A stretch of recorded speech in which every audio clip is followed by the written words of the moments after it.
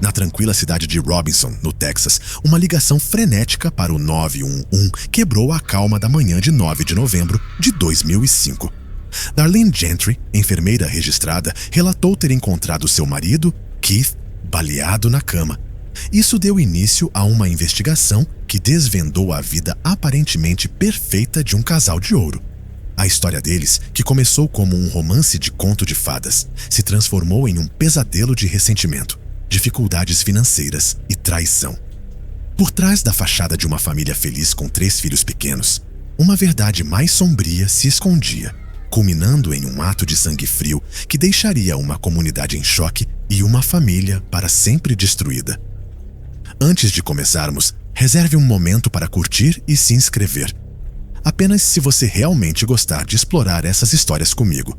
E me diga nos comentários de onde você está assistindo e que horas são no seu relógio.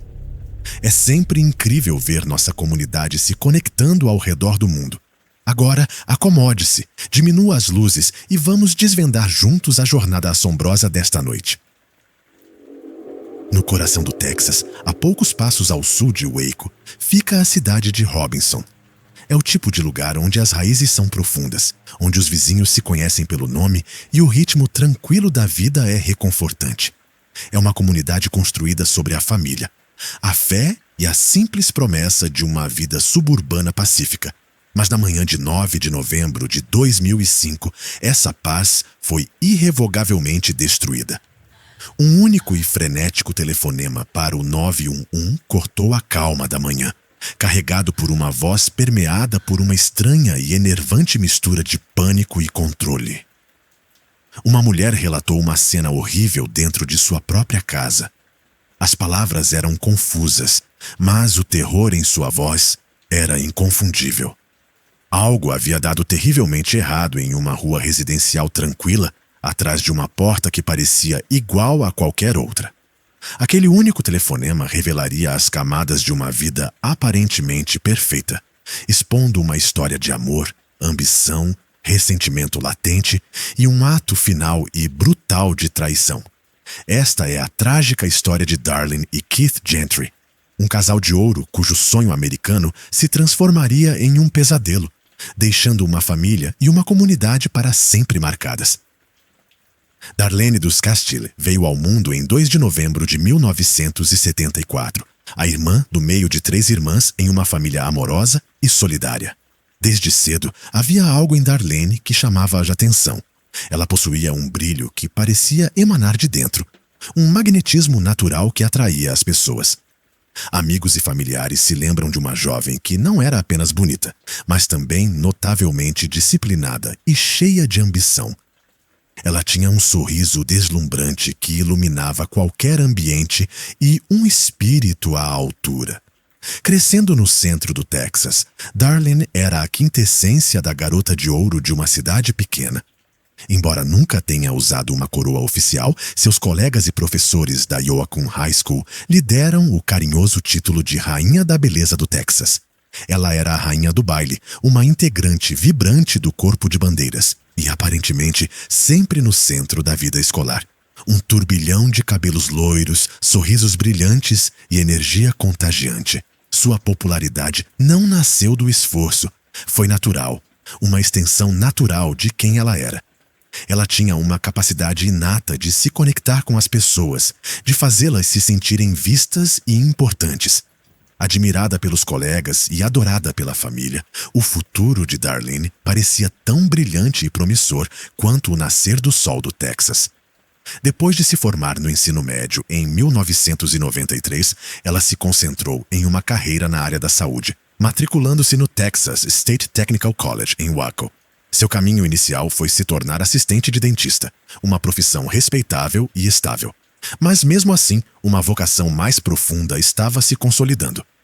O maior sonho de Darlene era se tornar enfermeira, uma função em que sua natureza compassiva pudesse realmente brilhar.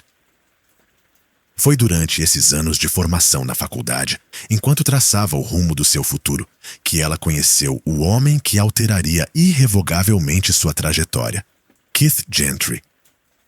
Keith Gentry nasceu apenas 2 meses antes de Darlene, em 2 de setembro de 1974, em Waco. Criado na cidade de Robinson, onde mais tarde construiria sua própria casa. Era o filho querido de Wayman e Glenda Gentry. Crescendo com 2 irmãs e uma família grande e unida, Keith foi incutido com os valores de lealdade e trabalho duro. Na Robinson High School, ele não era o centro das atenções como Darlene. Sua força era mais discreta. Ele era conhecido por seu comportamento tranquilo, sua confiabilidade e uma profunda gentileza que ressoava com todos que o conheciam. Ele não precisava dos holofotes. Ele se contentava em ser o alicerce confiável para seus amigos e familiares. Enquanto Darlene era a faísca, Keith era a chama constante. Assim como Darlene, ele se matriculou no Texas State Technical College, buscando uma formação prática em desenho e soldagem. Esse caminho o levou a uma posição segura como assistente de engenharia em uma empresa de serviços públicos local, estabelecendo as bases para um futuro estável e responsável. Keith era, em sua essência, um provedor. Ele era focado, diligente e já pensava no tipo de homem que queria ser e na família que esperava construir um dia. Quando seu caminho finalmente cruzou com o de Darlene, a química foi instantânea e eletrizante. Foi o tipo de conexão que parece destino, uma atração magnética que nenhum dos dois conseguia ignorar. Eles se apaixonaram rápida e profundamente, e para todos que os viam juntos, parecia uma combinação perfeita. A família de Darlene adorava a natureza gentil de Keith, e a família de Keith recebeu a vibrante Darlene de braços abertos. Um casamento parecia não apenas possível, mas inevitável. Mas a vida, mesmo para um casal de ouro, raramente é tão simples. Em 1997, ambos haviam se formado e estavam à beira da vida adulta. Darlene estava pronta para o próximo passo, esperando silenciosamente por um pedido de casamento, por um anel que solidificasse o futuro deles. Keith, no entanto, sentiu uma hesitação incontrolável. Ele era um homem que planejava, que construía coisas para durar e não estava totalmente pronto para se comprometer com o casamento, ou mesmo para morar junto. Após uma série de conversas cruas e honestas, eles tomaram a dolorosa decisão de seguir caminhos separados. A notícia pegou suas famílias de surpresa. O término foi confuso e doloroso, deixando Darlene e Keith à deriva e profundamente magoados diante de um futuro que de repente pareceu vazio. Em um esforço para curar seu coração partido e encontrar um novo começo, Darlene se mudou para Dallas. Ela se dedicou novamente ao seu trabalho como assistente de dentista, tentando abraçar a energia agitada e anônima da cidade grande. Mas o estilo de vida acelerado e desconectado da vida urbana nunca a combinou de verdade. Após um incidente perturbador em que seu carro foi roubado, a solidão da cidade começou a pesar sobre ela. Ela sentia falta do conforto de casa, da familiaridade, da sensação de pertencimento. Depois de 1 ano, Darlene voltou para o centro do Texas. E era lá que o destino, ou talvez apenas um assunto inacabado, a esperava. Um encontro casual a colocou frente a frente com Keith mais uma vez. Desta vez, não houve dúvidas, nem hesitações. O tempo separados cristalizou o que ambos já sabiam. O reencontro foi imediato e definitivo. Em 1999, Keith a pediu em casamento e logo depois eles se casaram. Foi como se a história deles finalmente tivesse voltado ao rumo certo. Compraram a primeira casa e começaram a construir a vida com que sempre sonharam. No entanto, para Darlene, ainda faltava uma peça. Sua carreira na odontologia era estável, mas não despertava sua paixão. Com o apoio total e inabalável de Keith, ela tomou a ousada decisão de voltar a estudar, desta vez para perseguir seu sonho de se formar em enfermagem. Keith não poderia estar mais orgulhoso, vendo sua esposa se dedicar de corpo e alma à sua ambição. Eles eram, sob todos os aspectos imagináveis, uma equipe perfeita. Compartilhavam responsabilidades, riam constantemente e navegavam pelo mundo como verdadeiros parceiros. No início dos anos 2000, a vida deles em Robinson parecia um retrato da felicidade doméstica. A casa ficava em um bairro tranquilo, e por uma reviravolta do destino que revelava seus profundos laços familiares, ficava bem ao lado da casa dos pais de Keith Wayman e Glenda. Essa proximidade mais tarde se revelaria uma fonte de profundo conforto e uma complexidade insuportável. Com Keith mantendo um emprego estável e Darlene trabalhando como enfermeira registrada, eles estavam financeiramente confortáveis, capazes de proporcionar uma vida boa para sua crescente família, que cresceu rapidamente. Seu primeiro filho, Chase, nasceu em 2001. Cody nasceu em 2004 e, em 2005, eles deram as boas-vindas ao terceiro filho, Cade. 3 lindos meninos em pouco menos de 4 anos. Os Gentrys pareciam ter uma transição tranquila para a paternidade, amparados pelo apoio constante dos avós amorosos. Eles eram o casal que todos na vizinhança admiravam. Atraentes, bem-sucedidos, com 3 filhos saudáveis e uma casa sempre impecavelmente cuidada. Mas por trás da fachada cuidadosamente mantida, rachaduras começavam a se formar, espalhando-se silenciosamente sob a superfície de sua vida perfeita. A realidade era que o trabalho de Keith como assistente de engenharia frequentemente exigia viagens, deixando Darlene sozinha para lidar com as demandas implacáveis de uma carreira de enfermagem em tempo integral e o belo caos de criar 3 meninos muito pequenos. A casa, as crianças, cozinhar, limpar, tudo recaía sobre seus ombros. No entanto, mesmo quando Keith estava em casa, a dinâmica não mudava significativamente. Exausto pelo tempo na estrada, ele frequentemente buscava descanso e sossego, em vez de mergulhar na briga de fraldas, mamadas e birras de crianças pequenas. Ele amava seus filhos imensamente, mas a rotina diária da paternidade parecia sobrecarregá-lo. Reconhecendo a imensa pressão que isso estava colocando sobre Darlene e seu casamento, Keith fez um sacrifício monumental. Ele largou seu emprego bem remunerado e com muitas viagens para assumir um cargo administrativo com remuneração mais baixa que o manteria em casa. Foi uma decisão nascida do amor, uma tentativa desesperada de reequilibrar suas vidas. Mas essa solução criou uma nova série de problemas. A queda significativa na renda colocou uma pressão imediata e intensa em suas finanças. Para agravar a situação, os hábitos de consumo de Darlene não se adaptavam à nova realidade. Ela era uma dona de casa meticulosa e uma anfitriã gentil, mas continuava a comprar coisas para a casa e para os filhos que eles não podiam mais pagar confortavelmente. O dinheiro tornou-se uma fonte constante e venenosa de tensão. As discussões tornaram-se mais frequentes e amargas. Keith via os gastos dela como imprudentes, enquanto Darlene provavelmente sentia que ela estava simplesmente tentando manter o padrão de vida que haviam estabelecido. O ressentimento começou a crescer em Keith. Ele havia desistido de uma carreira que considerava desafiadora e gratificante por um trabalho monótono de escritório que odiava, apenas para sentir que seu sacrifício não estava sendo respeitado. Ele se sentia preso e, à medida que assumia mais responsabilidades com os filhos, sua frustração aumentava. Amigos e familiares começaram a notar a mudança. O riso fácil que antes os definia foi substituído por uma tensão palpável. Havia reclamações sussurradas para confidentes de confiança. Uma distância emocional sutil, mas crescente. A pressão aumentava dentro das paredes de seu lar perfeito. Mesmo assim, ninguém via uma catástrofe no horizonte. O divórcio nunca foi mencionado. Keith, com seu jeito tranquilo e firme, parecia determinado a manter a família unida, a resistir à tempestade. Ele havia feito sua escolha e a manteria. Mas ele estava sobre uma falha geológica e, na manhã de 9 de novembro de 2005, o chão cedeu. Precisamente às 6h11, a central de atendimento do 911 de Robinson recebeu uma ligação de Darlene Gentry. Sua voz era um estranho coquetel de emoções, enquanto ela descrevia uma cena de horror absoluto. Ela disse à central que a porta dos fundos da casa deles estava escancarada. Seu marido, Keith, estava na cama deles, inconsciente e coberto de sangue.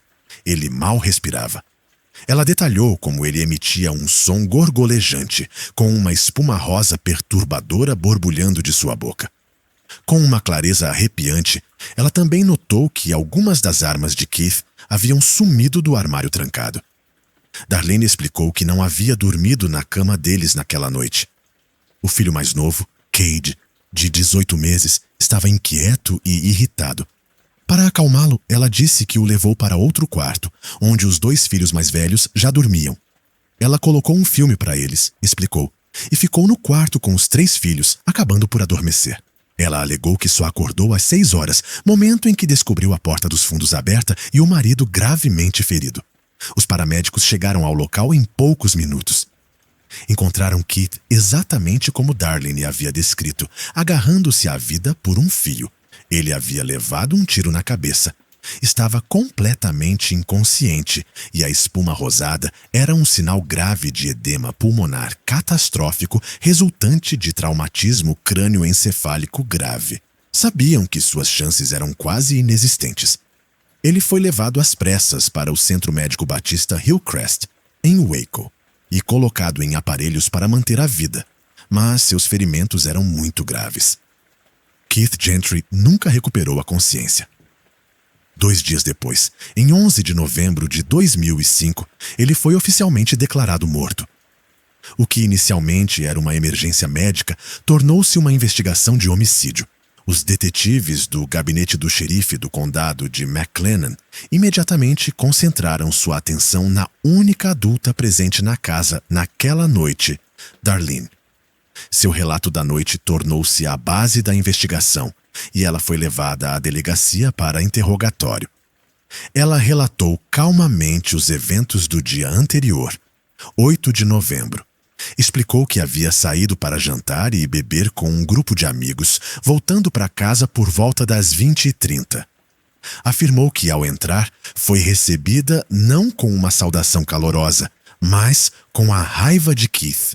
Segundo Darlene, ele havia encontrado um recibo do restaurante, mais uma prova do que considerava gastos irresponsáveis dela. Uma discussão começou. Darlene disse que, frustrada, voltou para o carro e dirigiu por um tempo para se acalmar. Ao retornar, disse à polícia que havia se desculpado e tentado fazer as pazes. Ela disse que Keith foi dormir no quarto principal, enquanto ela foi ficar com os filhos no outro quarto para ajudar o filho pequeno e agitado a dormir. Ela insistiu que isso era uma ocorrência comum, uma parte normal da vida com 3 crianças pequenas. Ela se lembrava de ter acordado brevemente por volta das 5h15, quando ouviu o cachorro latir, mas não pensou em nada e voltou a dormir. Sua história pintava um quadro aterrorizante. Uma invasão domiciliar aleatória e violenta. Um ladrão havia invadido a casa deles na calada da noite, atirado em seu marido, roubado suas armas e desaparecido sem deixar rastros. Era uma narrativa projetada para evocar compaixão e medo. Mas à medida que os detetives experientes ouviam, inconsistências preocupantes começaram a surgir, lançando uma longa sombra de dúvida sobre toda a sua história. Primeiro, havia o momento. Darlene alegou ter encontrado Keith às 6 horas, mas as evidências forenses e a análise do estado de saúde dele pelo legista sugeriram que o tiroteio provavelmente havia ocorrido horas antes. A natureza do ferimento, o acúmulo de sangue e seu estado de quase morte apontavam para um momento muito anterior do ataque. Se fosse esse o caso, como Darlene, dormindo a apenas 1/4 de distância, poderia não ter ouvido nada. E havia o suposto arrombamento. Darlene fizera questão de informar ao atendente do 911 que as armas estavam faltando no armário trancado. No entanto, quando os investigadores vasculharam a propriedade, encontraram várias das armas de fogo desaparecidas, empilhadas ordenadamente do lado de fora, nos fundos da casa. Não se tratava do comportamento de um ladrão em pânico fugindo às pressas. Parecia encenado, como se alguém tivesse colocado as armas ali cuidadosamente para criar a ilusão de um roubo que deu errado. Além disso, o próprio armário de armas era um grande sinal de alerta. Apenas 2 pessoas tinham a chave e sabiam onde encontrá-la: Keith e Darlene. Parecia altamente improvável que um intruso aleatório não apenas soubesse da existência do armário, mas também soubesse exatamente onde a chave estava escondida. E havia também o comportamento da própria Darlene, Como enfermeira registrada, ela possuía o treinamento e o conhecimento para realizar RCP, ou, pelo menos, verificar os sinais vitais e tentar controlar o sangramento. No entanto, ela não havia feito nada, nem sequer tocado nele. Quando os paramédicos chegaram, ela ainda estava no outro quarto com os filhos, sem ter feito nenhum esforço para prestar socorro ou mesmo guiar os socorristas até a localização do marido. Ela citou o medo como motivo, mas para os investigadores pareceu uma inação chocante e reveladora. Sua ligação para o 911 foi reexaminada. Seu tom era notavelmente sereno, sua narrativa quase ensaiada. Ela ofereceu um cronograma claro e detalhes específicos, como seus arranjos para dormir, com uma firmeza que parecia inadequada para alguém que acabara de descobrir o cônjuge baleado e morrendo. Soou menos como um pedido de socorro e mais como alguém construindo preventivamente um álibi. Mais tarde naquela manhã, quando ela se apresentou para um interrogatório formal na delegacia, sua compostura finalmente cedeu, mas não da maneira que se poderia esperar. No momento em que os investigadores começaram a fazer perguntas mais diretas e desafiadoras, ela se calou. Invocou seu direito à autoincriminação garantido pela Quinta Emenda e exigiu um advogado. O interrogatório terminou abruptamente. Para a polícia, isso foi um enorme indicador de culpa. Uma viúva inocente e enlutada normalmente estaria desesperada para ajudar, para responder a qualquer pergunta que pudesse levar ao assassino do marido. Darlene, por sua vez, estava construindo um muro. Apesar disso, ela continuou a afirmar publicamente sua inocência, dizendo a quem quisesse ouvir que amava Keith e jamais o machucaria. Mas as evidências na cena do crime já contavam uma história diferente, a de um crime que não fora aleatório ou externo, mas profundamente pessoal e calculado. Com o consentimento de Darlene, os investigadores realizaram outra busca mais completa na casa dos Gentry. Confirmaram a descoberta inicial. Nenhum sinal de arrombamento. As portas e janelas estavam todas trancadas. Mas, bem no fundo da lixeira da cozinha, enterrada sob o lixo do dia, encontraram a prova que desvendaria o caso. Era um par de luvas de látex. Cuidadosamente guardada dentro de uma das luvas, havia uma única cápsula de bala calibre 0,22. Os exames forenses das luvas revelaram traços de resíduos de pólvora e uma mistura de DNA. Esse DNA pertencia a duas pessoas e apenas duas pessoas: Keith Gentry e Darlene Gentry. Esta era a prova física de que precisavam, uma ligação direta entre Darlene e o assassinato. Logo depois, um motivo começou a se cristalizar. Os detetives descobriram que Keith tinha um seguro de vida substancial, avaliado entre $500 mil e $750 mil. Para Darlene, que se sentia presa por dificuldades financeiras e um casamento em crise, essa quantia representava uma saída. Era um bilhete para uma nova vida, livre de dívidas e do marido. 19 dias após o tiro de Keith, em 28 de novembro de 2005, Darlene Gentry foi presa e acusada de homicídio em primeiro grau. Mas a história tomou outro rumo chocante. Naquele mesmo dia, os pais de Keith, Wayman e Glenda, que estavam ao lado de Darlene desde a ligação para o 190, pagaram uma fiança de $50 mil para garantir sua libertação. Eles simplesmente não conseguiam acreditar que a mulher que haviam acolhido em sua família, a mãe de seus 3 amados netos, fosse capaz de um ato tão monstruoso. O apoio deles era inabalável. Aos olhos deles, ela também era uma vítima e, por um tempo, parecia que Darlene poderia escapar impune. Mas então, movida por uma combinação fatal de ganância e arrogância, ela cometeu seu erro mais crítico. Pouco tempo depois de ser libertada sob fiança, Darlene contatou um proprietário de terras local chamado Robert Paca. Ela perguntou sobre uma propriedade rural que ele possuía perto de Axtell, Texas. A terra tinha um pequeno e sereno lago, e Darlene comentou com Paca como isso a lembrava de um sonho que Keith teve. Um sonho de levar os filhos para pescar. Foi um pensamento tocante e sentimental. Mas, algumas semanas depois, Darlene ligou novamente para Paca, desta vez com um pedido bizarro e perturbador. Ela perguntou se ele poderia aterrar o lago. A reviravolta repentina foi chocante.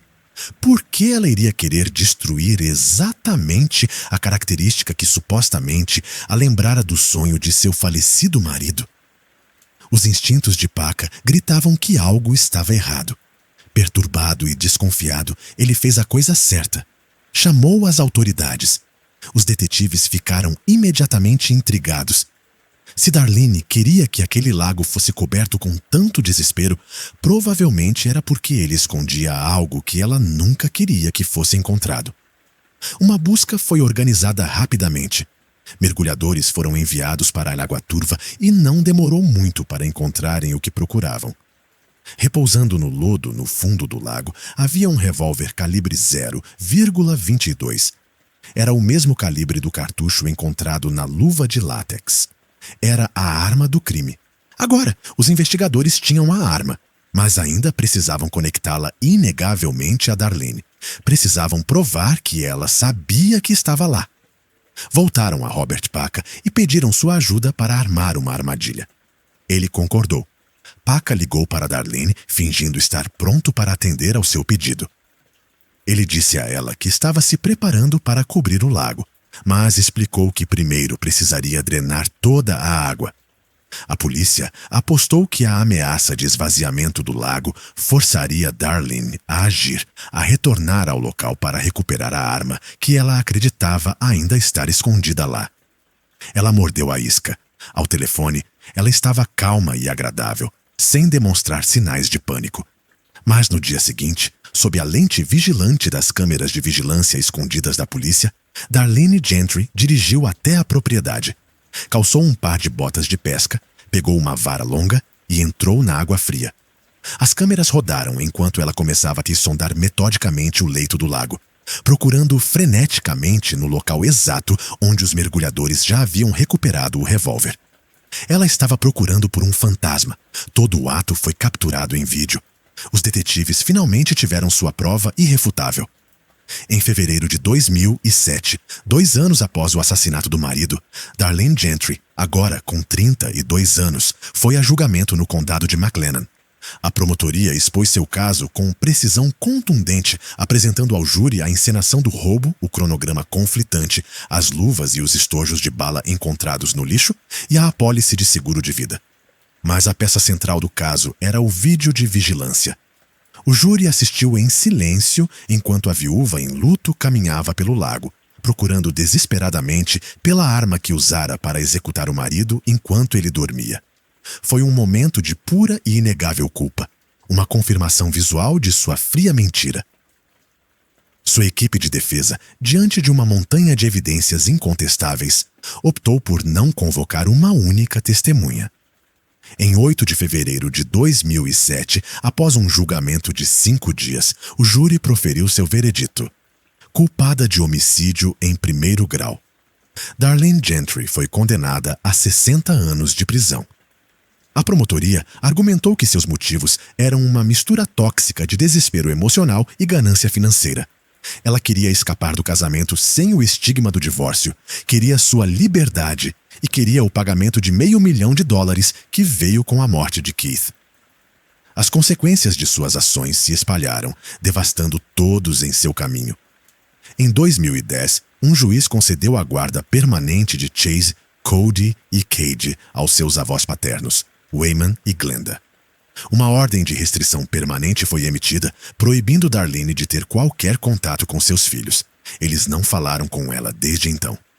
Darlene Gentry está atualmente cumprindo sua pena na unidade Dr. Lane Murray, em Gatesville, Texas. Ela continua alegando inocência. Ela não terá direito à liberdade condicional até 2037. Keith Gentry era um homem de integridade silenciosa, um pai amoroso cujo mundo girava em torno de seus 3 filhos pequenos.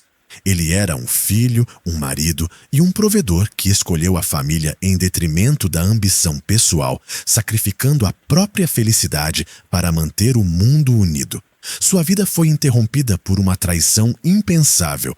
Mas seu legado perdura na família que o amava e nos filhos que agora navegam pelo mundo sem ele, marcados para sempre pela tragédia de como ele foi tirado deles. Bem, isso conclui o vídeo de hoje. Espero sinceramente que isso tenha lhe dado uma visão valiosa sobre alguns dos casos mais negligenciados ao longo dos anos. Se você achou isso interessante, por favor, considere curtir, se inscrever e ativar as notificações para se manter atualizado e nos encorajar. Agradecemos novamente pelo seu tempo e apoio.